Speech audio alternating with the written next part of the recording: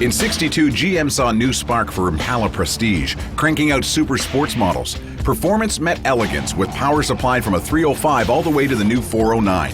She got mean, and we intend to make this nasty daughter dance like never before.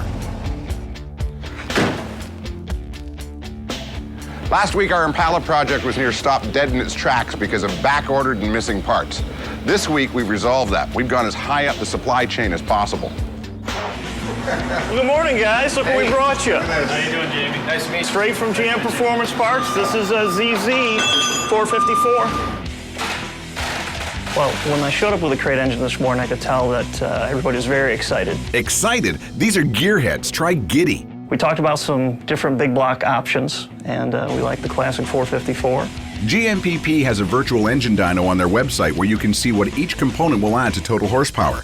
You can build a fantasy engine or one that's closer to pocketbook reality.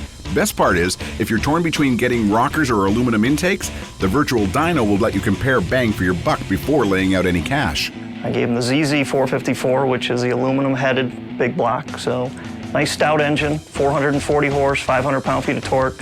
Should make that Impala really get up and roll. Good luck with the crate engine. This will be great. Thanks very much for your help. All right. Thanks, guys. Take care. Thanks, All right. Thanks, Sam. From GM Performance crate power to fluid transmission transition, our T400 is ready for its moment. The transmission that came from California Performance Transmissions was a Turbo Hydromatic 400. And it's a 3-speed automatic transmission. It's something that's built extremely stout to be able to handle high horsepower and high torque load.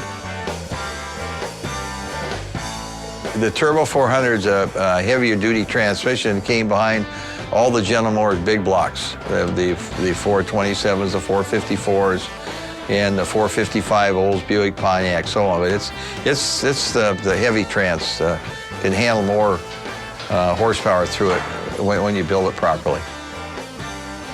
Careful, it'll creep up on you. Putting the drivetrain in the vehicle was a pretty easy step because we already had mocked the motor mounts and the transmission mount up with the plastic motor. Stop. With power ready to roll, some serious stopping stuff is the only option. This is all of our gear that we got from SSBC. We got the 4-piston front calipers, 2-piston rear calipers. These things are massive. Yeah. Should stop this car pretty well. We chose their Force 10 calipers, which are bigger calipers, bigger rotors, just better stopping. This car is going to weigh in probably close to 4,500 pounds. Impalas are big cars. Mass production of parts doesn't mean you get perfection every time. Any bushel can have a bad apple, and we're just the guys to take a bite into a problem. Once we got the caliper mounted and the rotor mounted, we realized that there weren't enough shims provided to us to be able to shim the calipers correctly over the rotor. Number two, we realized that the rotor was actually out of round. It's actually contacting the caliper as it circles.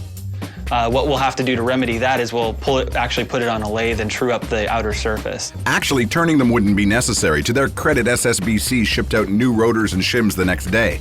And we kept the originals. The rear installation was also a little interesting. One of the caliper mounting brackets actually fit over the axle bearing like it should. The driver's side did not. So I had Dan open up the hole a little bit with a sanding wheel, and that gave it just enough clearance to be able to fit over the bearing. The rear bracket is a quick fix. With tight tolerances, a little extra powder coating is all it takes to throw an obstacle your way.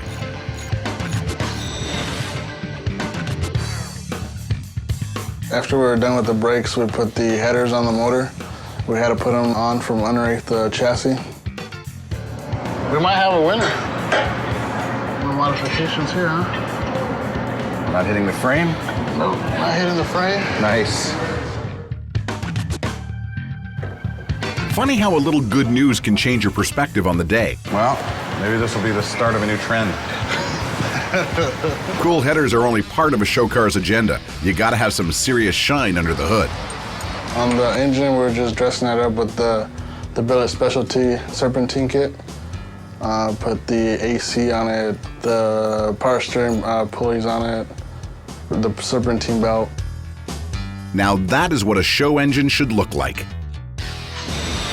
Talk about setting them up and knocking them down. Brakes, transmission, crate motor, headers, and dress-up kit. I think the only day that might possibly move faster than this is test drive day.